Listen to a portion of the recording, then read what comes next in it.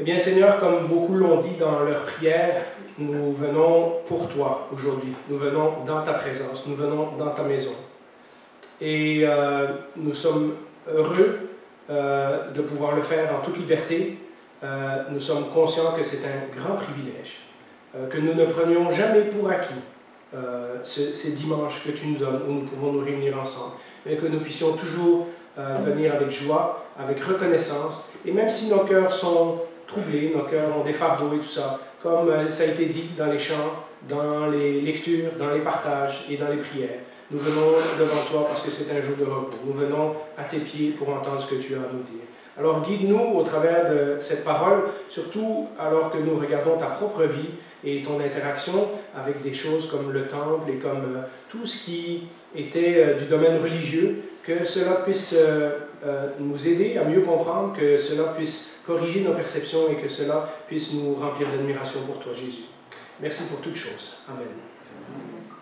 Alors évidemment, on est dans la vie de Jésus et c'est normal qu'on va parler encore de Jésus et on va parler de Jésus encore beaucoup parce que plus on avance dans les Écritures, plus on se rend compte que tout est à propos de Jésus. Les prophéties de l'Ancien Testament, comme les explications que les apôtres ont données dans le Nouveau Testament, tout pointe à ce personnage extraordinaire qui a bouleversé l'histoire de l'humanité il y a 2000 ans et que nous adorons comme notre Seigneur et notre Sauveur. Et ça fait quelques semaines que nous parlons de l'autorité de Jésus, parce que Jésus, au début de son ministère, a établi son autorité personnelle sur un certain nombre de choses. C'est-à-dire qu'il ne parlait pas en disant un tel prophète a dit ça, ou un tel rabbin a dit ça, etc. Lorsque Jésus disait quelque chose, il disait « moi je vous dis ». Et les actions que Jésus va faire, les gestes que Jésus va poser, sont toujours de sa propre autorité. Nous avons parlé la dernière fois de la relation de Jésus avec le sabbat. Et à cet effet, à la fin du vidéo sur YouTube, si vous l'avez regardé, il y avait 2 liens pour des messages précédents où nous avons déjà parlé du sabbat. Donc ça vous permet d'approfondir ce qu'on n'a pas dit à l'Église. Mais vous savez que le sabbat était une journée très importante pour les Juifs pratiquants. Et on a vu la semaine passée comment Jésus s'établissait comme réellement supérieur au sabbat, celui qui avait l'autorité sur le sabbat. C'est lui qui a l'autorité de décider ce qui est bien de faire le jour du sabbat. Et son autorité est supérieure à toutes les traditions humaines et toutes les traditions des pharisiens et des juifs religieux de l'époque. Mais nous avons également, dans le même message, fait une brève allusion au fait que Jésus, dans une des paroles qui répond aux pharisiens, prétend aussi qu'il est supérieur, qu'il est plus important que le temple. À plusieurs reprises, Jésus va dire « Vous avez parmi vous quelqu'un qui est plus important encore que le temple ». Et c'est un peu sur cet aspect que j'aimerais parler aujourd'hui. Une histoire qui est un petit peu étrange, que vous connaissez probablement. Et ce n'est pas une histoire, malgré le titre « Jésus et la taxe du temple », ce n'est pas une histoire à propos de payer nos taxes, c'est une histoire à propos de Jésus et du temple. Et donc, c'est sur ça que je veux parler aujourd'hui. Alors, ce récit se trouve un petit peu plus loin que où on est rendu, mais je pensais que c'était important de faire le saut dans le temps pour vous montrer l'autorité de Jésus sur le temple également. Dans Matthieu 17, au verset 24, et on va lire les versets au fur et à mesure, donc on reviendra à ce texte-là plusieurs fois. Donc, dans Matthieu 17, au verset 24, on lit ceci. « Lorsqu'ils arrivèrent à Capernaum, ceux qui percevaient l'impôt annuel s'approchèrent de Pierre et lui dirent « Votre maître ne paye-t-il pas l'impôt annuel ?» Si, dit-il. Alors, d'abord, cette histoire se trouve que dans Matthieu. Et vous avez remarqué, ceux qui percevaient l'impôt annuel, donc c'est les collecteurs de taxes dans la seconde 1910, ou dans d'autres vieilles versions, on va les appeler les publicains parfois. Et c'est Matthieu, le collecteur de taxes, qui raconte cette histoire. Alors, on y reviendra à la fin. Il y a une raison pourquoi Matthieu raconte cette histoire. Jésus venait de revenir du territoire de Césarée de Philippe, qui est une région plus loin que le lac de Galilée, qui est une région païenne. Et Jésus il a passé du temps avec ses disciples, mais il a aussi fait des miracles dans cette région-là, etc. Et il revient à Capernaum, puisque si vous nous suivez depuis quelques semaines, vous savez que Jésus s'était établi à Capernaum. Il avait déménagé de Nazareth à Capernaum, et c'est Capernaum qui est devenu sa base centrale, d'où il faisait son ministère en Galilée. Et donc, il revient chez lui, cette ville où Jésus avait déjà choisi ses 12 apôtres précédemment. Vous vous rappellerez ce message-là, y compris Matthieu, celui qui est en train d'écrire cette histoire-là, qui était collecteur de taxes justement à Capernaum, qui faisait peut-être le même métier que ces gens qui abordent Pierre dans l'histoire, on ne le sait pas, mais il était dans le même domaine. Et ce sont justement d'autres collecteurs de taxes, comme Matthieu, qui viennent voir Pierre et qui l'abordent au sujet de l'impôt du temple. Alors la première question qu'on doit savoir, c'est quoi l'impôt du temple? C'est quoi la taxe du temple? Eh bien, c'était une taxe qu'on payait, c'était 2 pièces qu'on payait chaque année, et cela remontait à aussi loin que le temps de Moïse. Donc Moïse, c'est environ 1500 ans avant Jésus-Christ, et donc c'est une tradition juive importante qui date de 1500 ans. Cette tradition se trouvait dans le livre d'Exode et elle servait à l'entretien du tabernacle. Le tabernacle, c'était la tente où il y avait l'Arche de l'Alliance avant que le temple soit construit à Jérusalem. Donc au temps de Jésus, c'est rendu le temple. Mais à l'origine, lorsqu'Israël était dans le désert, chaque année, les gens devaient payer ces 2 pièces pour l'entretien du tabernacle. Donc, ça prenait parfois des rénovations, ça prenait du matériel, etc., etc.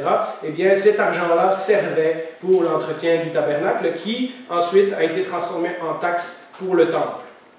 Et donc, ce n'est pas une taxe qui a toujours été pratiquée, parce que comme toutes les lois de l'Ancien Testament, Israël a eu beaucoup de lacunes, il y a eu des hauts et des bas, mais on sait, par exemple, qu'au temps du roi Joas était un de ceux qui est devenu roi très jeune et qui a suivi l'Éternel. Et donc, il a ramené le peuple d'Israël à l'adoration du véritable Dieu d'Israël. Au temps du roi Joas, par exemple, il avait réinstauré cette taxe pour réparer le temple. On lit ce récit si ça vous intéresse. C'est dans 2 Chroniques 24. C'est tout le chapitre, mais je vous ai mis juste les versets 8 et 9. Mais c'est très intéressant de relire tout le contexte de cette histoire-là. Le temple est en ruine, et voilà, on arrive à ce moment-là où le roi ordonna qu'on fabrique un coffre et qu'on le place à la porte de la maison de l'Éternel à l'extérieur. Donc les gens allaient au temple, et devant, avant de rentrer dans le temple, il y avait un grand coffre. Et on proclama alors dans Juda et dans Jérusalem qu'il fallait apporter à l'Éternel la contribution prescrite par Moïse, serviteur de l'Éternel à Israël dans le désert. Et dans la suite de l'histoire, on voit que Joas a fait des travaux et qu'il a rénové le temple qui avait été un petit peu laissé en ruine, etc., etc. Et donc, c'est vraiment une histoire intéressante parce qu'à chaque fois qu'il y a un réveil dans le peuple religieux, dans le peuple d'Israël, un réveil religieux, tout à coup, les gens se mettent à être très généreux. Et dans cette histoire-là, les gens apportaient de bon cœur des offrandes pour la rénovation du temple, etc., etc. Alors, arrive l'époque de Jésus. Eh bien, comme je vous l'ai dit, la taxe du désert a été transformée en taxe du temple, mais étonnamment, eh bien, il n'y a pas eu d'inflation. Elle est restée au même prix qu'au temps de Moïse. Donc, au temps de Jésus, on va encore payer ces 2 pièces, ces 2 drachmes, où ça équivaut à une demi-pièce d'argent. Vous comprendrez tantôt pourquoi. Donc, il y avait 4 drachmes dans une pièce d'argent, donc 2, c'est la moitié d'une pièce d'argent. Donc, il fallait payer ces deux drachmes au temple chaque année. On s'attendait à ce que tous les Juifs qui avaient au-dessus de 20 ans, c'est-à-dire qui probablement travaillaient, etc., donc tout homme juif qui avait au-dessus de 20 ans était obligé, pas obligé, on s'attendait à ce qu'il la paye. Ce n'est pas une règle obligatoire, mais on s'attendait à ce que tout le monde la paye. Et donc, même si ce n'était pas obligatoire, les gens le faisaient quand même. Même les Juifs qui vivaient en dehors d'Israël envoyaient leur contribution au temple chaque année. Et donc, lorsque ces gens abordent Jésus et qu'ils formulent cette question à Pierre, mais ton maître, est-ce qu'il paye la taxe du temple?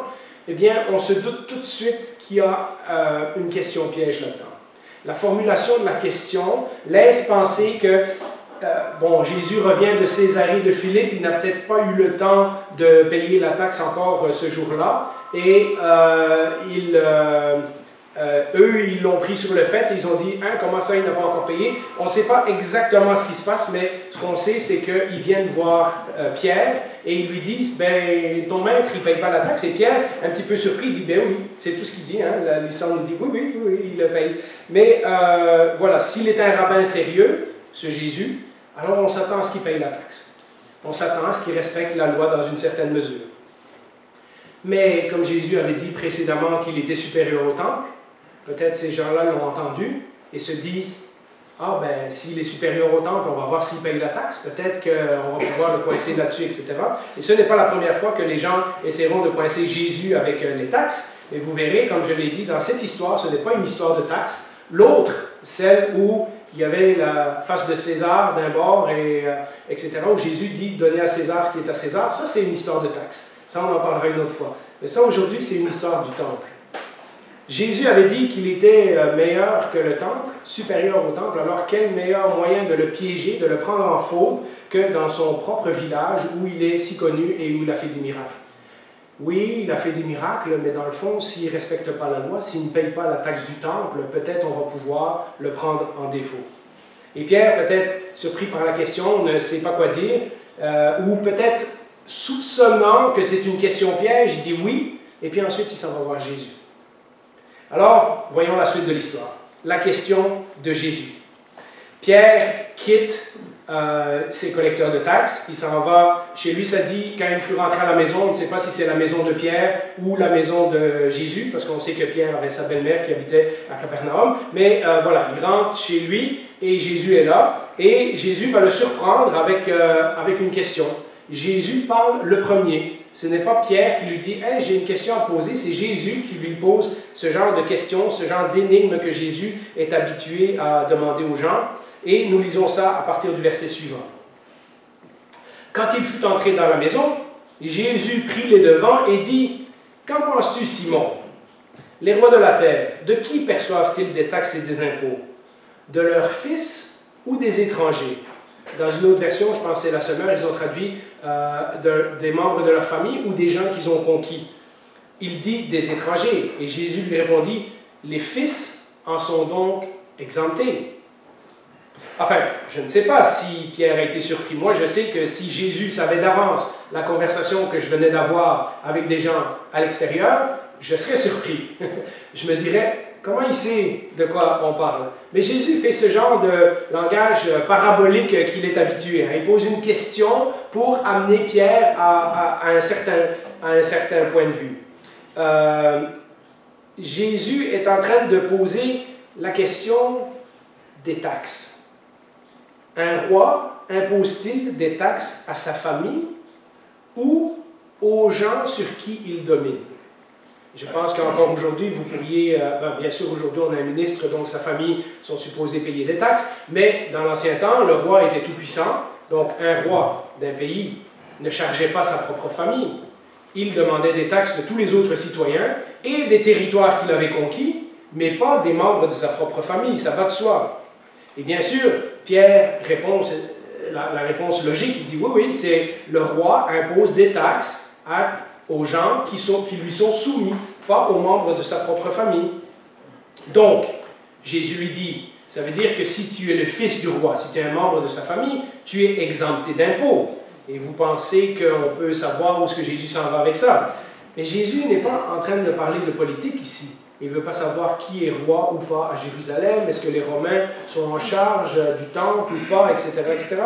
Ce que Jésus est en train de parler ici, c'est de sa propre identité en tant que fils de Dieu. Voyez-vous, si Dieu est le Dieu du temple, si le temple est celui du Dieu d'Israël, et que Jésus est son fils, alors Dieu n'exige pas que son propre fils paye la taxe du temple, n'est-ce pas? Jésus a lui-même appelé le temple la maison de mon Père à plusieurs reprises. Une fois dans Jean 14 et une fois dans Jean 2 au verset 6. Ça, c'est tout au début de son ministère. Et il dit aux vendeurs de pigeons, « Enlevez cela d'ici, ne faites pas de la maison de mon Père une maison de commerce. » Et les pharisiens vont s'opposer à lui en lui disant tout de suite après, « Par quelle autorité tu fais ça? Montre-nous un signe. » Et Jésus va parler à ce moment-là qu'il est plus grand que le temple, etc. Juste avant cette histoire-là, quelques versets avant, lorsqu'ils étaient à Césarée de Philippe, Pierre a confessé que Jésus était le Fils du Dieu vivant. Donc Pierre lui-même a reconnu que Jésus était le Fils de Dieu, le Dieu qui a fait construire le temple à Jérusalem. Vous voyez comment ça se tient. Et Jésus de dire à Pierre que ça, ce n'est pas son intelligence humaine qui lui a révélé ça, mais c'est Dieu qui lui a fait le privilège de découvrir cette vérité-là. Et donc, Pierre vient de confesser Jésus comme le Fils du Dieu vivant. Jésus a dit que le temple, c'est la maison de son Père. Jésus a dit lui-même qu'il était plus grand que le temple. On l'a dit en introduction, mais je vous rappelle que lors de sa première confrontation, Jésus dans le temple, lorsque les gens vont lui dire par quelle autorité tu chasses les vendeurs, etc., eh bien, Jésus va dire à cette occasion que détruisez ce temple et dans 3 jours je vais le rebâtir, etc. Vous connaissez cet épisode-là, sinon vous le lirez, c'est dans Jean chapitre 2. Jésus considère à partir de ce moment-là que le temple c'était la présence de Dieu, d'accord? Et Jésus, lorsqu'il va arriver, va considérer que la présence de Dieu réside maintenant en lui et non plus dans le temple. Et c'est pour ça que Jésus s'affirme supérieur au temple. Il dit, vous n'avez plus besoin d'aller au temple pour voir Dieu, comme il dira à Philippe, si tu m'as vu, tu as vu le Père. Jésus fait des affirmations extrêmement incroyables pour les Juifs de l'époque qui entendent ce qu'il est en train de dire. Jésus est en train de dire que bientôt on n'aura plus besoin du temple parce que les gens auront besoin de lui, que lui est supérieur à ce bâtiment que les Juifs adorent depuis tant de siècles. Les Juifs étaient extrêmement fiers de leur temple. Les Juifs considéraient, et on le sait dans l'Ancien Testament, les Juifs, et l'Ancien Testament nous dit que Dieu a établi sa présence dans le temple, mais c'est dans le temple que les Juifs avaient accès à Dieu, c'est dans le temple que les Juifs venaient offrir des sacrifices, etc. Et nous apprendrons petit à petit que Jésus est devenu le temple, c'est-à-dire que maintenant les sacrifices, le pardon des péchés, s'approcher de Dieu, tout ça se fait au travers de Jésus et non plus au travers du bâtiment physique. En d'autres mots, Jésus, c'est Dieu en forme humaine. C'est Dieu demeurant dans le corps d'un homme, nous dit Jean chapitre 1. Jésus, donc, n'était pas obligé de payer l'impôt du temple parce que lui-même était meilleur que le temple, un temple bien supérieur à celui que les Juifs avaient construit. Jésus était lui-même le temple. Regardez d'ailleurs la comparaison. Ce temple qui est bâti à Jérusalem sera détruit 30 ans plus tard. Mais Jésus ressuscitera et vivra éternellement. Et donc, si on veut mettre sa confiance en quelque chose, est-ce qu'on met sa confiance dans le temple ou est-ce qu'on met sa confiance dans Jésus qui vit éternellement? Vous voyez, il y a des Juifs qui comprenaient ce que Jésus disait et pour ça, ils l'haïssaient. Il y en a d'autres qui ont compris plus tard. Nous apprendrons que les apôtres ont entendu tous ces discours, ont entendu toutes ces confrontations, ont entendu toutes ces phrases, et ça leur a pris quand même du temps à comprendre où Jésus voulait s'en aller avec ça. Mais pour les gens qui étaient en charge du temple, ils comprenaient très bien ce que Jésus voulait dire. Et donc, Jésus a amené Pierre à cette conclusion, qui est la seule conclusion logique, que si Jésus est véritablement le Fils de Dieu, et que le temple, c'est le temple de Dieu, alors Jésus n'a pas besoin de payer la taxe. On aurait pu arrêter l'histoire là, on aurait pu arrêter à ce moment-là et dire, bon ben voilà, Jésus a encore cloué le bec aux pharisiens en expliquant les choses, etc. Mais cette histoire va un petit peu plus loin. Parce que Jésus va payer la taxe. Et donc, ma prochaine question que je me suis posée, c'est, est-ce que Jésus se sentait obligé? Est-ce que c'est une obligation? Jésus vient de montrer à Pierre qu'en tant que Fils de Dieu, il est exempté de payer cette taxe-là. Il n'y a donc pour Jésus aucune obligation de faire ce que la tradition juive impose de faire. Mais Jésus, on l'apprendra, n'arrête jamais à ses droits. Jésus ne prend jamais ses droits aux dépens des autres. Il n'est pas juste le roi. Il n'est pas juste le souverain, il n'est pas juste celui qui a autorité sur les temples, la tradition juive, etc., etc. Il est aussi un Dieu de grâce. Il est plein de miséricorde et plein de compassion. Paul dira dans Philippiens 2, et vous connaissez ce fameux passage, que Jésus, bien qu'étant Dieu, a pris la forme d'un serviteur, c'est-à-dire qu'il est venu dans la peau d'un homme. Mes amis, Jésus n'est jamais obligé, ni à ce temps-là, ni aujourd'hui, n'est jamais obligé, mais il nous offre constamment ce que nous ne méritons pas, parce que c'est ça la définition de la grâce. Mais avant d'aller plus loin dans ce point, lisons la suite de l'histoire. À partir du verset 27, donc Jésus aurait le droit de ne pas payer la taxe, mais regardez ce qu'il dit. Cependant, pour ne pas les choquer, va au lac, jette l'hameçon et tire le premier poisson qui viendra, ouvre-lui la bouche et tu trouveras de l'argent, un statère, ça équivalait 4 pièces.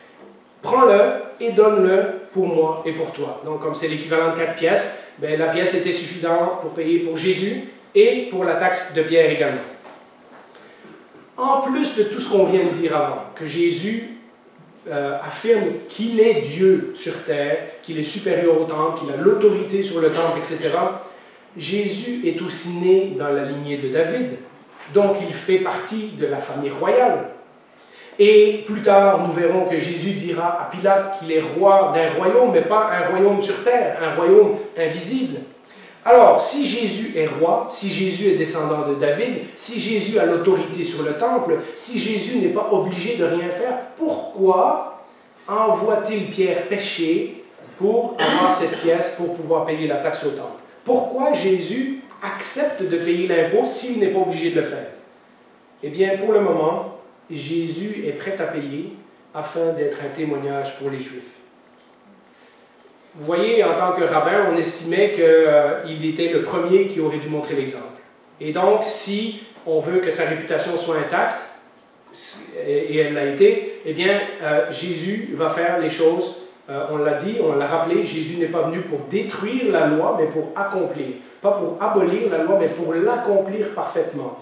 Les fois où il y aura des confrontations avec les gens qui tiennent à la loi, c'est soit parce que la loi a été rajoutée par des hommes, et donc ce n'est pas la loi de l'Ancien Testament, ou parce que les gens ont tordu le sens. Et Jésus va donner le vrai sens de la loi de Moïse. Mais Jésus est le seul être humain dans toute l'humanité qui a pu accomplir la loi de Moïse à la lettre. Jésus doit montrer l'exemple. Ce n'est pas encore le temps de les contredire. Bien que supérieur à la loi, puisque c'est lui qui l'a donné, bien que supérieur au temple, etc., on verra fois après fois que Jésus va s'adapter aux gens qui sont autour de lui. Pour être un témoignage pour les gens, il ne va pas les choquer inutilement. Il ne veut pas donner une occasion à ses ennemis de l'attaquer maintenant. Un jour, la confrontation viendra. Un jour, ces gens-là vont vouloir le mettre à mort. Mais pour le moment, ces gens-là, ce n'est pas encore le temps. Jésus a encore du travail à faire en Galilée. Jésus a encore des places à visiter. Jésus a encore des messages à prêcher. Et ça ne sera pas pour tout de suite. Jésus a un plan. Jésus a des objectifs. Et pour le moment, la confrontation avec les chefs de la loi ne fait pas partie de ces plans. Et donc, il envoie Pierre pêcher ce poisson et payer la taxe. Lorsqu'on lit ce récit, et ça c'est mon prochain point, c'est que c'est quand même un drôle de miracle. Alors parlons du miracle quelques instants. À première vue, un sceptique, quelqu'un qui n'est pas croyant et qui lit cette histoire-là dans la Bible, eh bien cette histoire est vraiment étrange. Jésus a-t-il profité de ses pouvoirs pour trouver une façon facile de payer ses taxes? Quand Jésus n'avait pas d'argent, il a envoyé quelqu'un pêcher un poisson, et hop, il y avait de l'argent dans sa bouche, et hop, il payait ses taxes. Est-ce que c'est ça que Jésus est en train de faire? C'est quand même une histoire bizarre, parce que les disciples vont retourner pêcher plusieurs fois, même en compagnie de Jésus, et pourtant aucune autre histoire nous raconte qu'ils ont trouvé de l'argent dans la bouche d'un poisson, seulement un bon déjeuner. Hein? Et puis, est-ce que c'est même un miracle? Aller dans l'eau, pêcher un poisson, trouver une pièce dans sa bouche, est-ce que ça constitue un miracle? Et puis, tous les autres miracles, vous remarquerez que tous les autres miracles que Jésus fait, c'est toujours pour les autres. Mais celui-ci, c'est pour lui. Celui-ci, ce miracle-ci, c'est le seul miracle qu'on a dans les 35 qui nous sont racontés dans le Nouveau Testament, où Jésus a bénéficié du miracle. Alors, retournons à un moment au passage de l'Exode, que j'ai volontairement mis de côté, parce que je voulais avoir votre attention. Pourquoi Jésus paye la taxe du temple alors qu'il n'est pas obligé? Et pourquoi Jésus fait un miracle pour avoir cet argent-là? Eh bien, regardez, si on retourne dans l'Ancien Testament, cette taxe que les Juifs faisaient depuis 1500 ans, eh bien, regardez l'histoire de la taxe.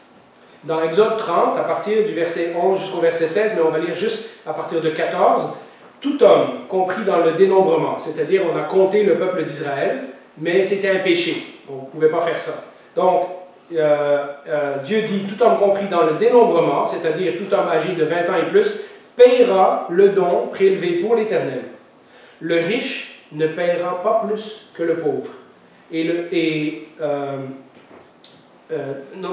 riche ne paiera pas plus et le pauvre pas moins d'une demi-pièce comme don prélevé pour l'Éternel, afin de quoi? Afin de racheter leur personne. Vous voyez, un péché qui a été commis, il faut racheter ce péché, donc on paye ces 2 pièces d'argent, ou une demi-pièce dans ce cas-ci. Tu recevras des Israélites l'argent du rachat, et tu l'attribueras au travail de l'attente de la rencontre. Ce sera pour les Israélites un souvenir devant l'Éternel pour le rachat de leur personne. Vous voyez, 1500 ans après, les gens ont fait une taxe du temple, on paye parce qu'il faut payer, mais ils ont oublié que c'était une dette, un rachat qu'il fallait faire pour le pardon des péchés. Mais Jésus sait très bien à quoi sert cette taxe-là. Oui, l'argent était versé pour l'entretien du temple, mais à l'origine, c'était une faute qui devait être pardonnée. Et c'est pour ça que les gens devaient payer cette demi-pièce d'argent. Cette pièce que les Israélites payaient était en fait un acte de foi, parce qu'on se disait, si j'obéis à Dieu et que je paye cette pièce, mes péchés seront pardonnés. Et ça, c'était quelque chose qu'il fallait faire chaque année, comme tous les autres sacrifices dans le temple. S'il voulait se présenter devant Dieu, il fallait qu'un Juif paye cette offrande pour racheter son péché.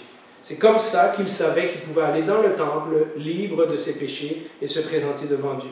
Avec le temps, comme je l'ai dit, les Juifs avaient oublié cet aspect et seulement la taxe était restée. Vous voyez, une autre tradition biblique qui avait un contenu très fort, très important, mais on a gardé la tradition, c'est-à-dire payer la taxe, et on a oublié à quoi ça servait, quelle en était la signification. Imaginez tout ce que ça prend pour qu'un tel miracle se produise. Jésus doit d'abord savoir que quelqu'un a perdu une pièce d'argent. Ensuite, il doit savoir qu'il y a un poisson qui va essayer d'avaler cette pièce, mais elle va rester coincée dans sa bouche. Ensuite, Jésus doit savoir que là où Pierre va aller, le poisson va être justement à cet endroit-là. Jésus doit savoir que lorsque Pierre va lancer sa ligne, il va pêcher ce poisson-là, et que quand Pierre va ouvrir sa bouche, la pièce sera là. Imaginez tout ce que ça prend comme connaissance divine de savoir d'avance toutes ces choses-là.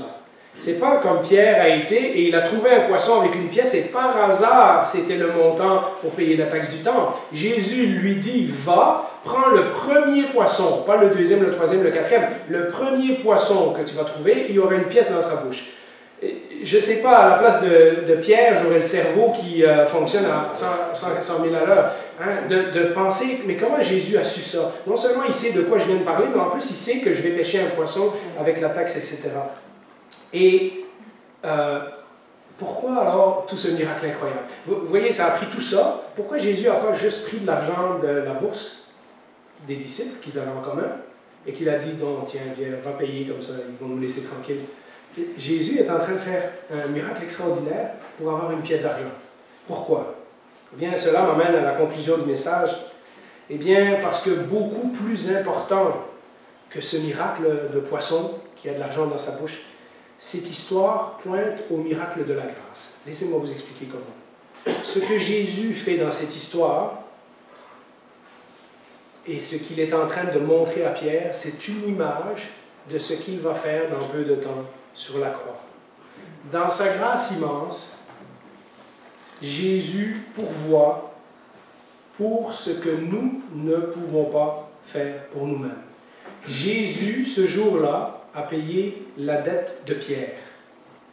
Mais dans quelque temps, il va payer la dette éternelle de Pierre sur la croix. Imaginez ce que ça a pris pour nous sauver, pour vous sauver. Jésus n'a pas profité de ses droits, bien qu'étant le Fils de Dieu, bien qu'étant entouré de ses anges, bien qu'étant servi au ciel dans son royaume parfait. Il aurait pu rester là-bas et profiter de ses droits. Hein? Je suis le fils du roi, après tout, je ne dois rien à personne. Hein? Mon Père ne me demande rien, je vais rester ici. Et pourtant, Philippiens 2 nous dit que Jésus a renoncé à tout ça, qu'il est venu sur terre En plus de ça, c'est pas juste qu'il est venu sur terre pour nous parler, pour nous montrer, pour faire des miracles, c'est qu'il est mort pour notre péché sur une croix, afin que nous puissions nous présenter devant Dieu sans avoir à nous sentir coupables pour nos péchés. Lui, Jésus, n'a rien à payer. Jésus n'a aucune dette avec Dieu. Et pourtant, le Fils de Dieu renonce à tous ses privilèges pour payer avec sa propre vie, pas avec 2 pièces d'argent, avec sa propre vie, pour payer le péché que je ne pouvais pas payer moi-même. Rappelez-vous qu'eux, ils devaient donner cette taxe de 2 drachmes chaque année, tout le restant de leur vie. Or, Jésus vient une fois, il paye, et nous n'avons plus jamais besoin de payer à Dieu pour le pardon de nos péchés. Jésus, en tant que roi, avait le droit d'exiger que je paye. Mais en tant que sauveur, il a payé ma dette à ma place et de façon tout à fait inattendue. Pierre ne s'attendait pas à trouver de l'argent dans la bouche d'un poisson, mais personne ne s'attendait à ce que Jésus meure sur une croix.